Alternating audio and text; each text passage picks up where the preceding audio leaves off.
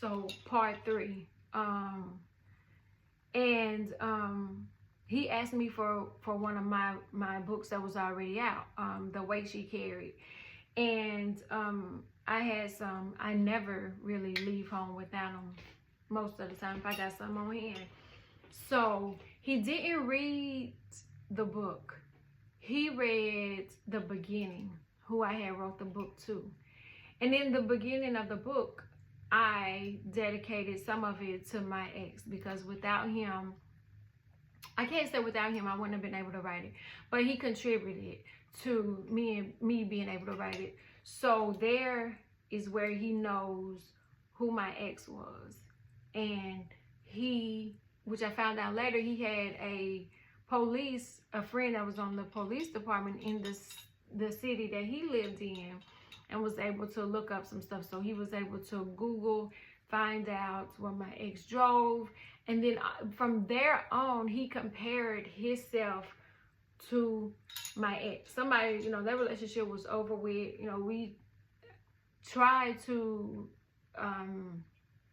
maintain a co-parenting relationship, which is new for us. But there was a time where we was going through some visitation things. It was, you know, like even going through that, you know, with my daughter and my ex, it was like a fight and a struggle, a pull and tug war, and he knew it. And so he was able to play off of that, and he used that to his advantage. Very manipulative, very narcissistic, very much so into mind games, that it was so, the mind games were so tactic that I questioned me. I was like, you know, maybe it's me. Maybe it's me. Maybe it's not him. You know, maybe he's cool. And there was this one thing where my ex had upset me really bad, and I walked outside, and he was like, there's that temper again. And I knew that I was really, really angry because my face had turned red. I was hot, and I was pacing because I walked out of the restaurant.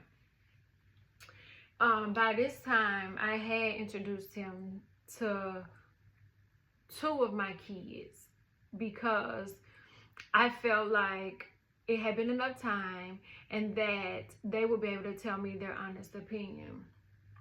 Him and the little one developed the most amazing relationship. It was so beautiful that it got to the point where, like, he would be so respectful. They played games. They had the cutest relationship. We went to the movies because I had promised her I was going to take her to see The Little Mermaid.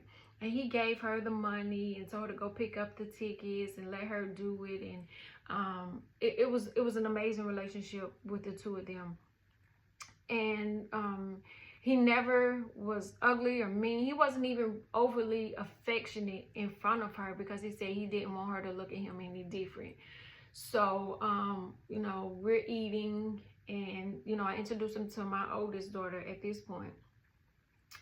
And, you know, he was like, well, you just need to calm down. You need to calm down. So he took me to the herb store. And, you know, as I was looking and studying the herbs, seeing what I needed to do, him and the little one, they were playing, and he was showing her stuff, and they were getting stuff to try. I mean, it was beautiful. And it was like Dr. Jekyll and Mr. Hyde. Like he would switch and flip and switch. And so, you know, he kind of did damage control, you know, to calm me down.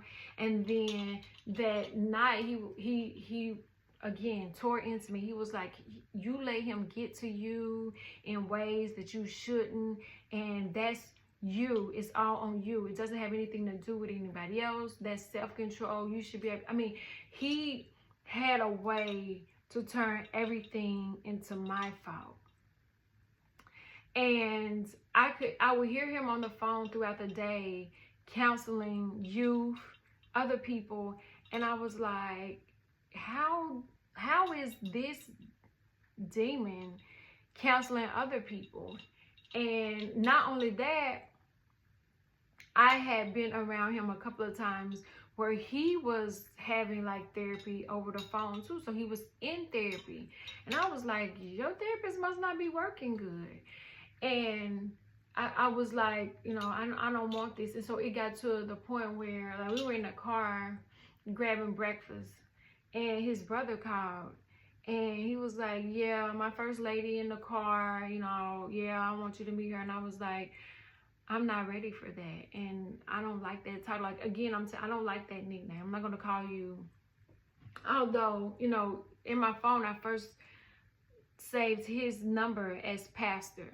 And I will be honest with you, that saying, when they say the minute you save their number is the minute that they start doing the most. And I will tell you for sure, the minute that I saved his number and his picture is when he started to show those red flags.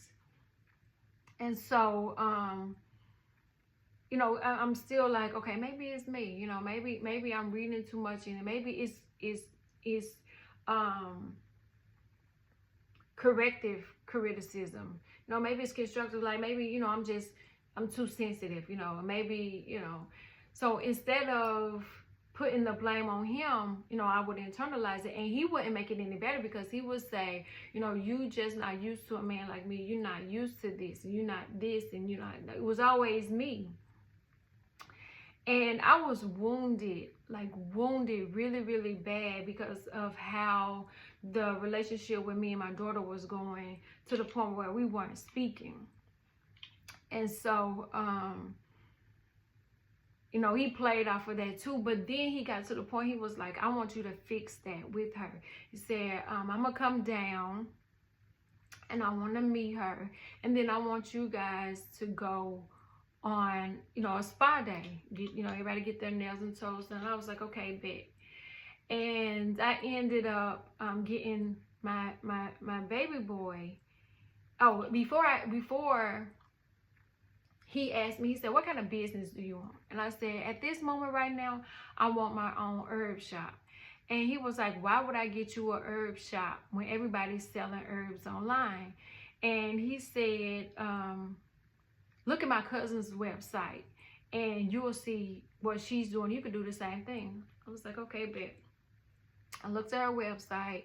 It had like 6 things on her website, but I noticed that she offered tarot card readings. Now, he's a pastor, Baptist pastor, but his whole bio was a lie. He's not into hip hop music. He's into old school music. As a matter, we're the same age. He's like 10 months older than me. Birthday in January, mine's in November. Born the same year. But we really, honestly, the only thing we have in common is a couple of things. Basketball, you know, a few movies, you know, restaurants, you know, just the surface level stuff, because it is still kind of new. And when he came down to meet my daughter, you know, we had lunch together. It was nice. So respectful, joyous, kind to her. She was starting to warm up. We were having more conversations.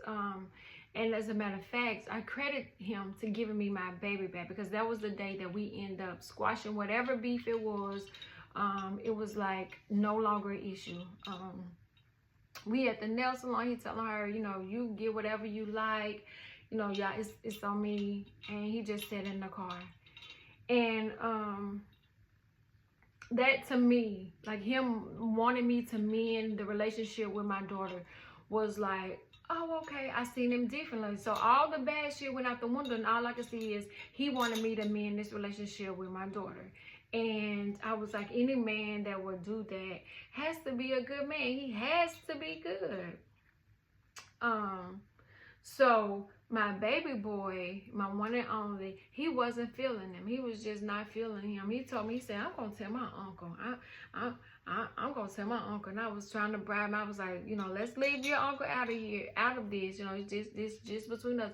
He was like, but ain't it? His car fast. I like his car. I hated that fucking car. It was too fast and it was electric. Everything I hated. Stay tuned.